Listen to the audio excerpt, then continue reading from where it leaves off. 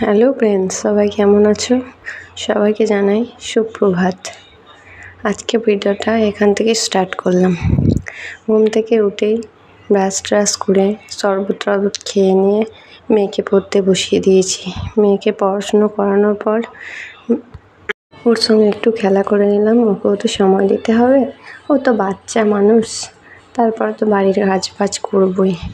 মেয়ের খাবারটা করে নিলাম প্রথমে, ওকে খাইয়ে দেবো, তারপর সব কাজ বাজ শুরু করবো। নইলে কোনো কাজেই শান্তি পাবো না। ও খেয়ে নিলে ওর পেটটা শান্তি থাকলে সবই শান্তি। তারপর মুড়ি খাওয়ার জন্য কলাই সিদ্ধ করে নিলাম। তারপর ঘরটা একটু ঝাড়ু দিয়ে নিলাম। ভীষণ নোংরা হয়েছিল, মানে এত ঝুল পড়েছে, মাকড়সার এত অত্যাচার বলার বাইরে। বাপরে বাপরে, এত ঝাড়ছি প্রত্যেক দিন, ঝেড়ে ঝেড়ে ঝেড়ে ঝেড়ে পাগল হয়ে যাচ্ছি। আচ্ছা বন্ধুরা, তোমাদেরও কি এই সমস্যা? আমাকে একটু জানাবেন তো কমেন্টে প্লিজ। তারপর বেডশিটটা চেঞ্জ করে নিলাম। দেখবেন বেডশিটটা একটু ঝরঝরে থরথরে থাকলে, টান টান হয়ে থাকলে মনটাও শান্তি লাগে। কারণ সব শান্তি তো এই বেডরুমেই, তাছাড়া তো কোথাও শান্তি নেই। সারাদিন কাজের শেষে একটু শুতে পাই।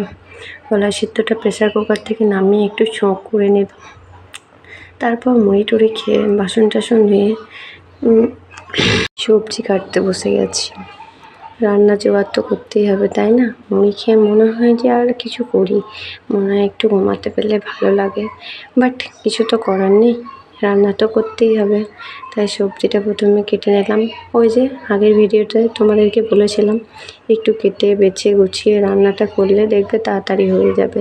আমি সেই অনুযায়ী সব প্রত্যেক দিনই কেটে বেছে তারপর রান্নাটা বসাই।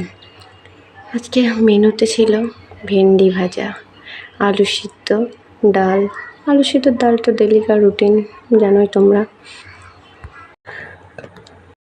আর কচু পোয়ের তরকারি।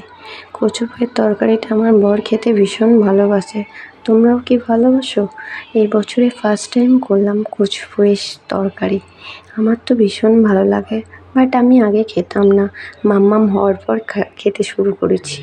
আগে আমি কচু, ঢ্যাঁড়স এসব খেতাম না, এখন খাই, বেশ ভালোই লাগে। খাইনি কারণ কোনোদিন খেয়েও দেখিনি কেমন টেস্ট। তারপর কাজের মাঝে দুধটা একটু জাল করে নিলাম আর মেয়ের জন্য একটু ছানা বানিয়ে নিলাম। বিকালের ওয়েদারটা দেখো, ভীষণ মেঘলা, বৃষ্টি পড়ছে। একটু রেডি হয়ে নিলাম, নিয়ে বার দিকে একটু ঘুরে এলাম। বৃষ্টিটা তখন ছেড়ে গিয়েছিলো। সন্ধ্যেতে এসে বসলাম রুমে। মা বললো চা বানিয়েছি, খাবি একটু? আমি বললাম একটু দাও, এমনিতে খায় না চা। একটু খেয়ে নিলাম। তারপর একটু বারান্দায় এলাম আমার গাছটাকে দেখতে। অ্যালোভেরা গাছটা আমার ভীষণ ভালো লাগে। অ্যালোভেরা গাছে অনেক উপকার। গুড নাইট ফ্রেন্ডস, ভালো লাগলে লাইক কমেন্টস